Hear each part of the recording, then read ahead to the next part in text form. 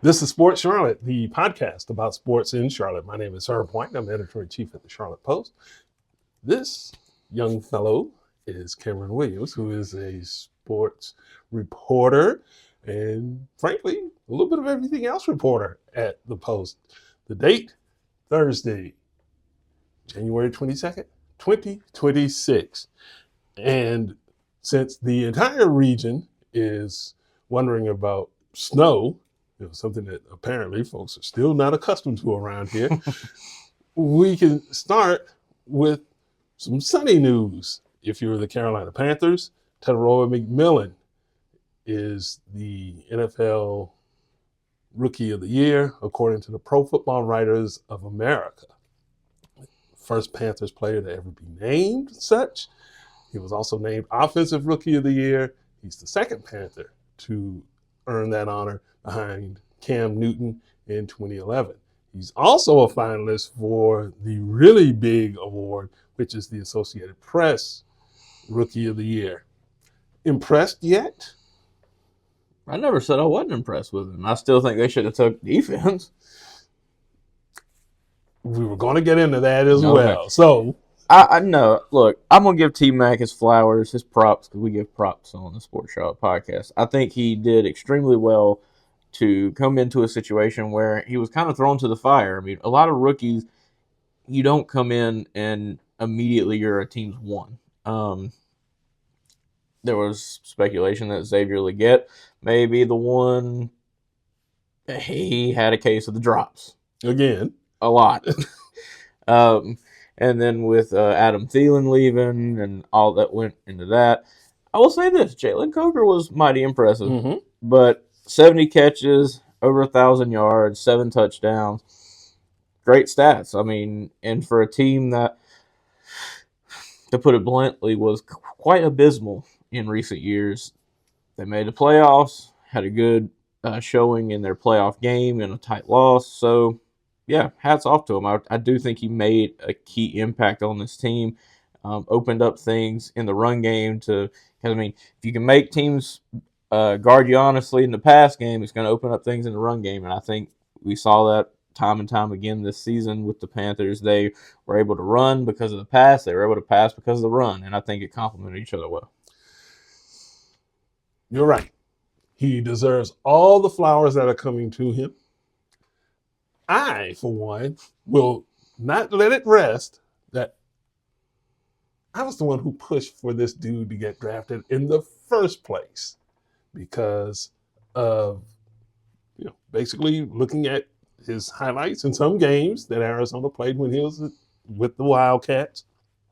And I just thought dude was a baller. And so I will take my credit, stand on that rock, and say, I told you so. Now, granted, the Panthers could have gone anywhere with their pick in the first round in 2025. But I just thought that taking him would make the most impact. And lo and behold, he did. Maybe if they had got a linebacker that could guard in man coverage, they wouldn't have had to play soft cover 2, cover 3, and let the Rams march right down the field on them. Well, but they did have a couple of rookie linebackers this year that were pretty good. Granted, they didn't make all rookie or anything like that. But still, if we're talking about impact, taking McMillan at number 8 provided immediate dividends, and you can't take that away. Now, my other question would be, did McMillan succeed because of or in spite of Bryce Young? Both. There were games where Bryce wasn't up to snuff, and I think T-Mac bailed him out in situations, but there was also times where Bryce was really, really good and found T-Mac in spots where, only he could catch the ball. There was one play, it was earlier in the year, I think it was T-Mac's first or second touchdown catch where the ball was threaded. And I remember it because I remember watching it, that's a pretty good ball by Bryce. And there was also times where Bryce would find him and McMillan had to drop, and, he immediately took responsibility for it. But there were times where I think both could be applicable. I don't think it was one or the other all season. I think there were plenty of games where Bryce exceeded expectations and made his receivers better, and I think there were times where his receivers had to bail him out. So, both. Okay, so you're going to split that baby all the way, huh? Yeah, I mean, I don't think you can say definitively it was one way or the other. Mm-hmm. I mean, now if you look back at Cam's rookie year, there were times where Steve Smith was bailing him out. I think. Well, Steve Smith bailed out a lot of quarterbacks. Well, that's true. But that's kind of my point is I don't think he's quite that level of a receiver, but I think he's probably right now top 10 already. I'll go along with that. If he's not top 10, he is darn close. I mean, the Panthers, it's not like they've had a plethora of top dog receivers. I mean, they've had their fair share, but they've had good ones. Well, I'd put Steve Smith on the great tier. Other than that, I don't know if there's any other that fit the great tier, but without a doubt, no. Yeah. Ricky Prohl, good possession receiver. Okay. Moose Muhammad. All right. Yeah. Kelvin Benjamin. For a couple seasons. Yeah. Well, for a couple seasons, Benjamin was a dog. I mean, Kelvin Benjamin was really good. Oh, so good. But let's give Herb his props for calling T-Mac because, he has a saying that's on our board in the newsroom. It's not ego, it's how we go. Well, that's how he goes, even though that ego. No, but truth is truth. Yeah, but it's not. I mean, I think they could have went with a linebacker or a defensive end or something that would have helped just as much. But McMillan was a transformative piece to that offense. He turned them into something that they haven't been in quite some while. Dynamic. And I wouldn't go that far. I think so, because as the season went along, defensive coordinators and players had to start scheming specifically for this guy. Nobody else in that receiver core, until Jalen Coker made a late season appearance coming back from injury, nobody really feared that receiver class until this guy really took off. Yeah, but you're gonna say the offense was dynamic when it was more dynamic. Okay, well, more dynamic. The only place they could have went was up. I mean, they were still 26th, 27th in the league this year in total offense, so it's not like they were explosive. Well, that's why I asked the question. Was it the receiver made the offense better, and by extension that quarterback? Or was it the quarterback who made the receiver better by extension? The only quarterback that I've seen without a doubt make their receivers better was Tom Brady. He made everybody better. I mean, I'm just saying there were years that he would win the Super Bowl, and this ain't a diss at Julian Edelman, but when your best receiver is Julian Edelman, that says a lot about your quarterback. That's true too. I think there's a saying that I kind of look at when it comes to football. A quarterback's only as good as your receivers, but your receivers are only as good as your quarterback. I think it's what are those, equations that have to balance and chemistry, I think it's just an equal equation. There's not, Josh Allen, I think, is one of those types of quarterbacks that can make his receivers better. Mahomes, maybe, because, gracious, his best receiver was Rashee Rice, and, So I think there's a very small sample size of quarterbacks that really make receivers better. But I think overall, they complement each other. Well, we will see how that works next year. Even Matthew Stafford. Let's be honest. Matthew Stafford, great quarterback. He probably front runner for MVP. Has great receivers too. Puka Nacua, Tutu Atwell, Devontae Adams. Yeah. Come on. And even when he was in Detroit, they weren't necessarily winning, but Megatron, hello. Yeah. So. Yeah. But again, that's infrastructure that's in place to help the quarterback succeed. And the Panthers, to their credit, added a major piece of infrastructure to help their quarterback. And if he merits a fifth year, and he's gotten it now, hopefully Bryce Young will improve to the point where it's like, now we're afraid of the quarterback and the receiver. I'm going to take my props. How about it? Because I said about 2 months ago that I would give Bryce a 5th year, because you were the one saying, maybe when we did the LaMelo Ball and Bryce podcast, you're like, maybe I get rid of both. I was like, nah. Well, I didn't say get rid of both.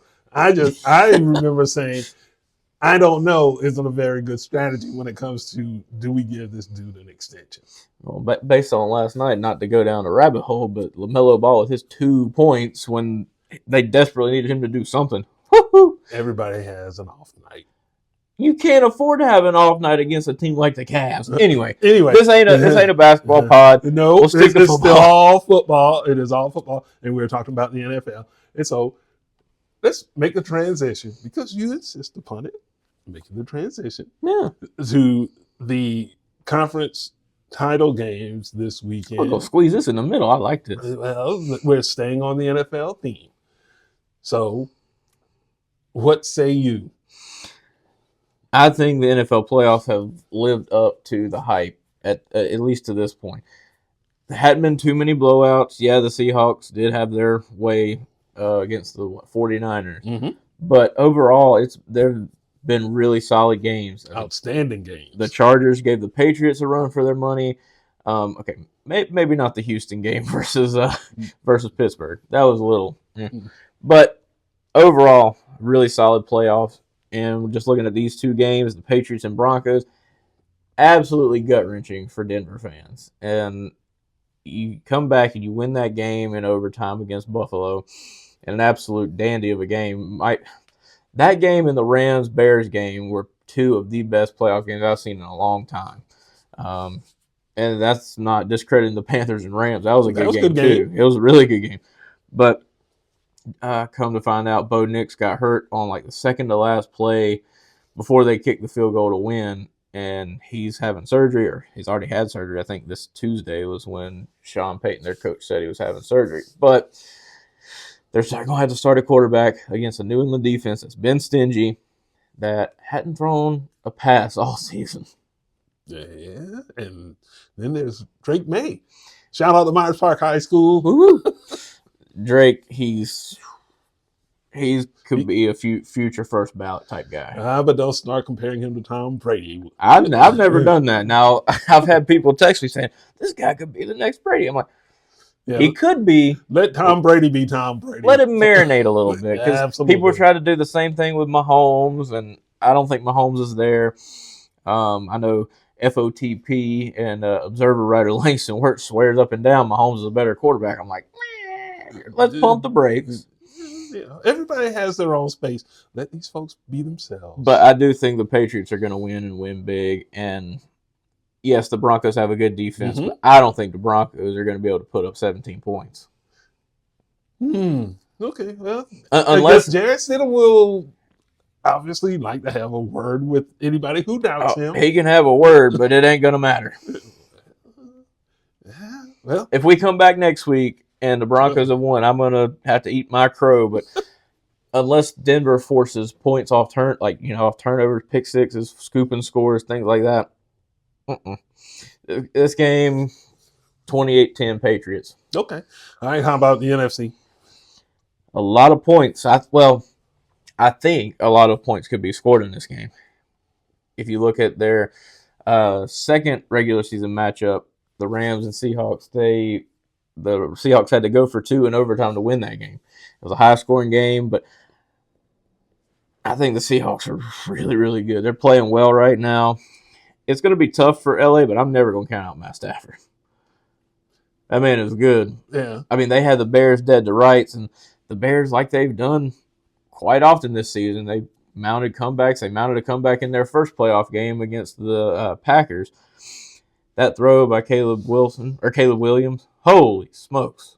Yeah. The 4th and 4 that he ended up running back 20 yards and throwing it off his back foot, and that was a great throw. But overtime came, and he went back to Caleb Williams for and threw an interception. Yeah, that Caleb Williams. Yeah. And I think it's going to be a great atmosphere both places. Extremely loud in Denver. It's probably going to be extremely cold. Yeah. And Seattle kind of speaks for itself with the 12-man mentality. Yeah. And that game, that's going to be nuts.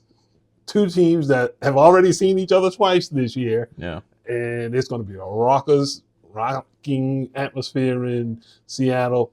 And it's going to be good. Can't wait to watch that. So I've got Patriots covering the spread. They're 4.5-point favorites. I've got them covering in the under 42.5. So, like I said, 28-10. That's going to be 38 points. They're going to cover the spread. Seahawks, golly, 2.5. I'll take Seahawks to cover. I think they'll win by 4, 28-24. So over total 46.5. The only question I would have in that game is, who do you trust more, Matt Stafford or Sam Darnold? I would trust Matt Stafford more, but it's a team sport. I think Kenneth Walker could have a big game. Now, one thing with Seattle, Zach Charbonnet, their second running back, who, quite frankly, is a red zone beast, he's not going to be available, so that does add a dynamic that what are they going to do in the red zone? Kenneth Walker might see more action, but Jackson Smith-Njigba, the leading receiver for the Seahawks, yeah, he's a tough cover. He is darn good.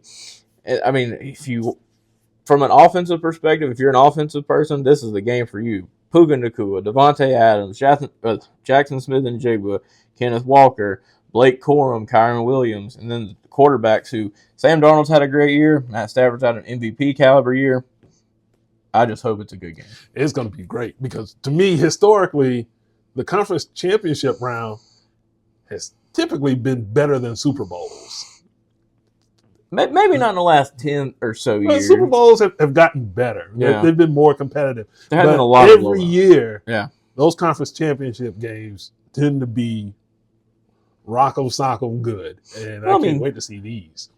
You can compare it to baseball. Look at NLCS and ALCS compared to a lot of World Series. Some of the championship series are a lot better. Yeah. And the NFL, big ups to you folks. You know how to do postseason right.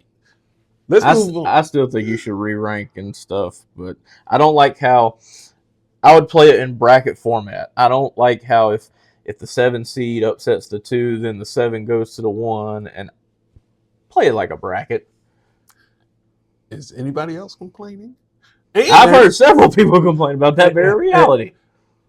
But the people who pay for it and the people who put it on, they love it. And so guess what? It's going to stick that way. Absolutely. Because messing with it now. Well, you can give your picks. Go ahead and give your picks before we transition. I'm going to take New England because I don't know if Jarrett Stidham is going to be capable of making that work against the Patriots defense.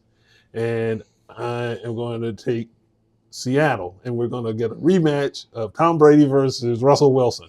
Well, you look at these matchups, you could have a rematch of Peyton Manning and Russell Wilson because the Broncos did play the Seahawks, and then the year after the Patriots played the Seahawks, but also the Patriots and Seahawks. So there are plenty of combinations where these could be rematches from about 10 years ago that were really good games too. Yep. Maybe minus the Denver-Seattle game. The Legion of Boom had their way. Yeah. Well, more football on tap, I'll do the transition. Yep, please do.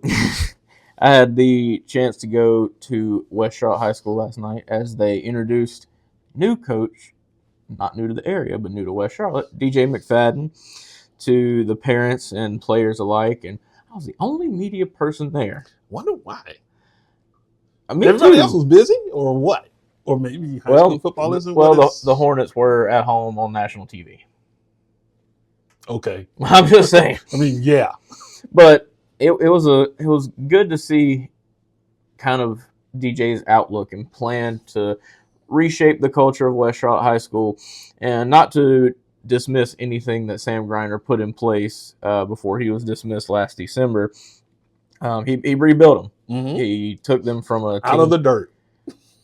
He's good at that. Mm-hmm. But I think just from a cultural standpoint, now you've got someone, I guess, that's more, he can relate more to the community. And I don't know what exactly the AD and the principal is looking for in their next head coach, but you can't say that DJ don't know ball.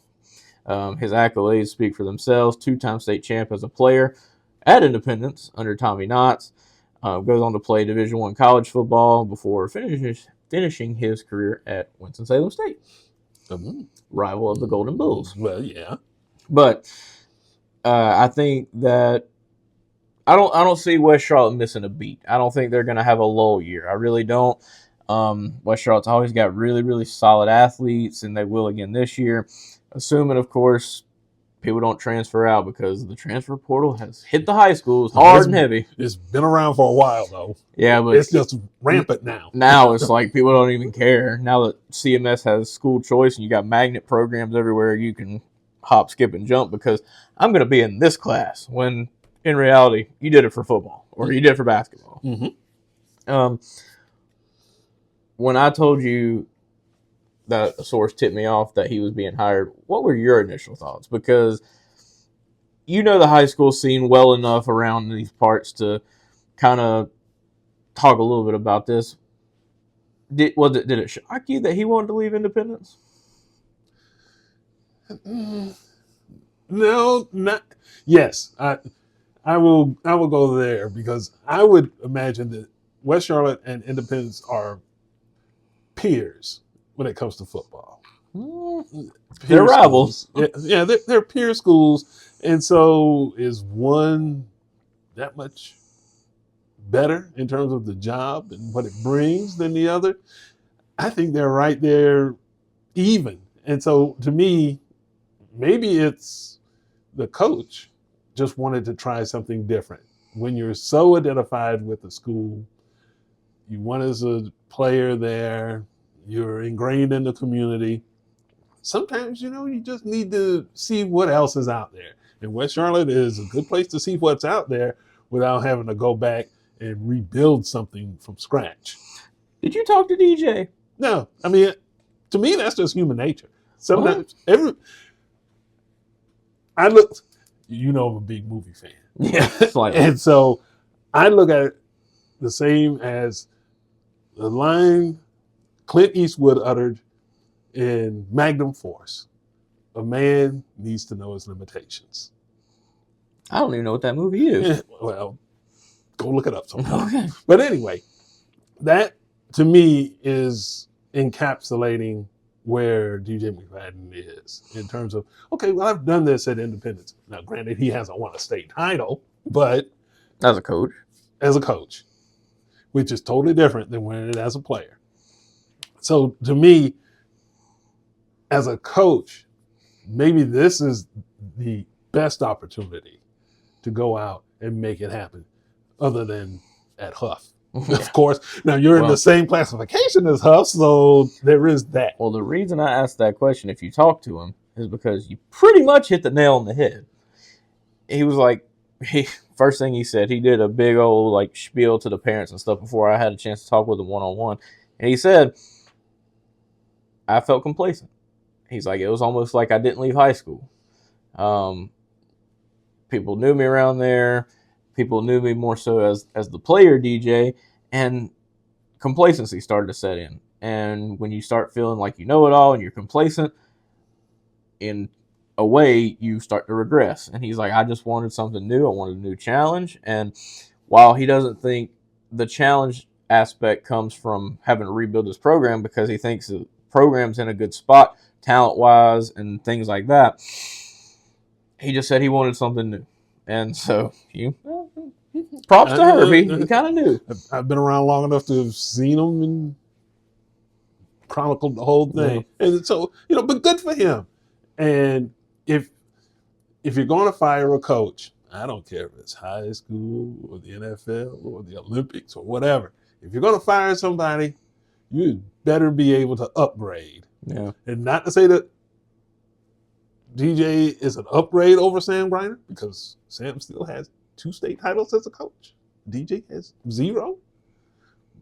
But this is as close to an upgrade as you can get without stealing away Huff's coach.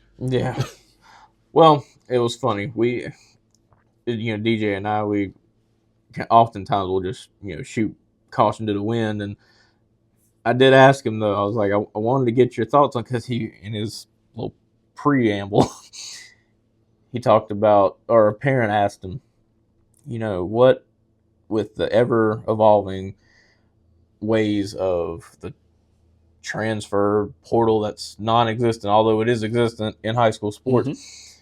What's your message to the kids that may have clinged on to Sam and maybe want to leave and go elsewhere and shop their options, which is just, it's so befuddling to say that about high school football, but it's true. And he's like, he alluded to Huff and talking about Chauncey Sullivan, their DC. They know what they're doing, and they know why they're trying to poach our players, because they're good players. He's like, I can't convince you to stay or go. All I know is there's a reason they're trying to get our players.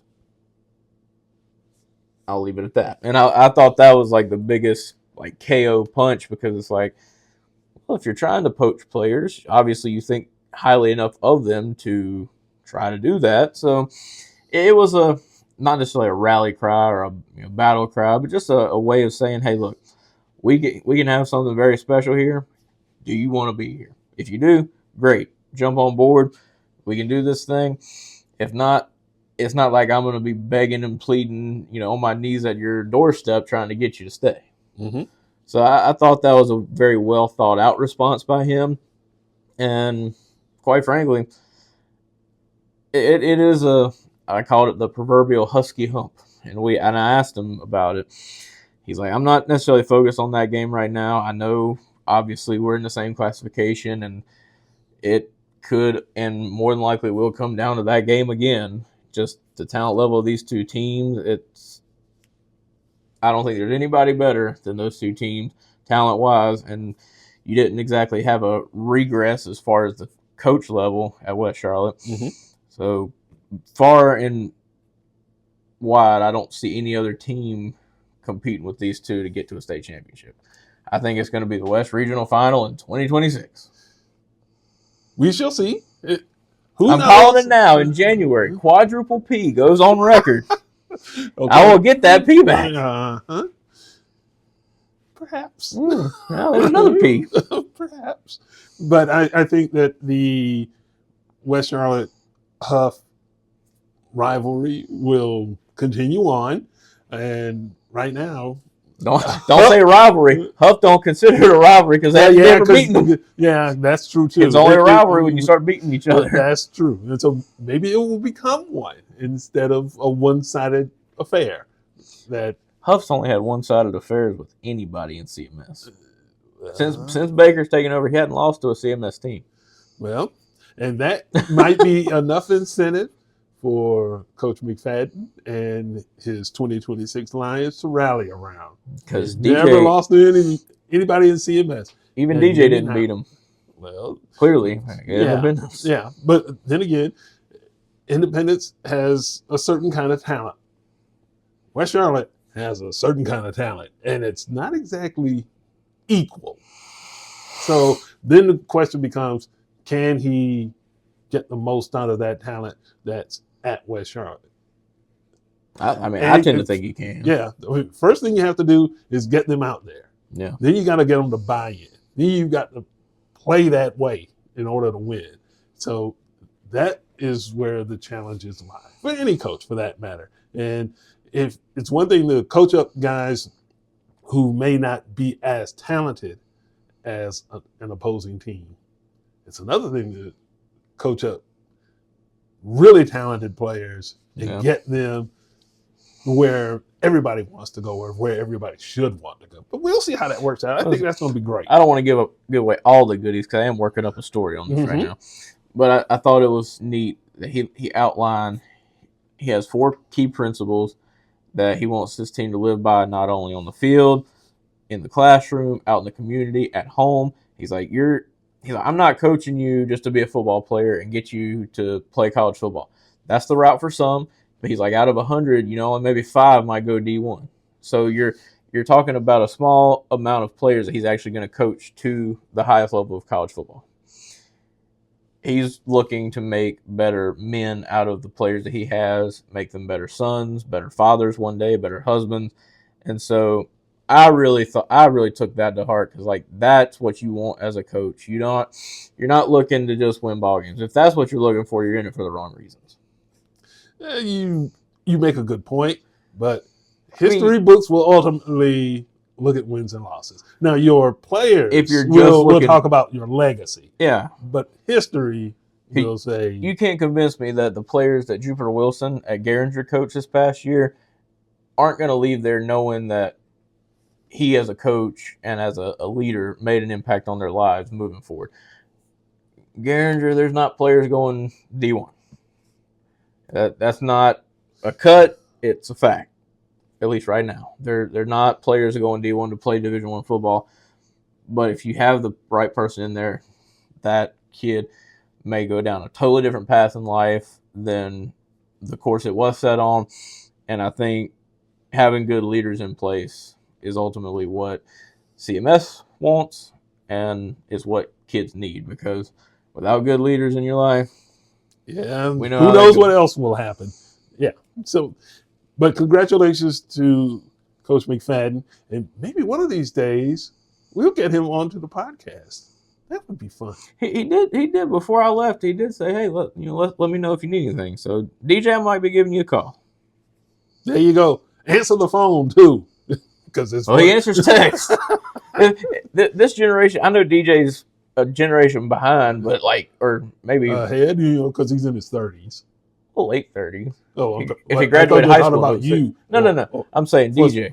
Okay. But even so, it's like, unless you're like Gen X or older, people just answer text more than they'll pick up the phone. That's a conversation for another day. I'm just saying. I understand. I deal with it all the time, trying to get a hold of people for stories. So do I. It's like, you shot me back a text in 5 seconds. After I got that text, I picked up the phone and called you and went to voicemail. Yeah. Well, what can you say? Well, what do you throw it out the window?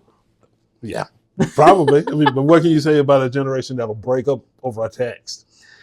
Anyway, we're getting in the weeds. Well, yeah. But at any rate, we appreciate you stopping by and taking a look at us today, or listening to us, because Queen City Podcast Network, shout out to you, as well as on Apple Podcasts, Spotify, and our listeners. It's an international audience, and we appreciate all of you. Which is wild, isn't it? Yes, it is. Yes, it is. So be sure to go to our website, thecharlottepost.com, become a donor, become a subscriber, subscribe to our sports newsletter that comes out every Thursday. We curate it with our own material. It's locally sourced, and it's not AI driven. So it is like real people writing about this stuff. As well as you can go to our YouTube page. Be sure to ring the bell to subscribe. And we will see you there on the regular. But for everybody here in beautiful Derrida at the Post, that's Cam. I'm Herb. Thanks for watching and listening.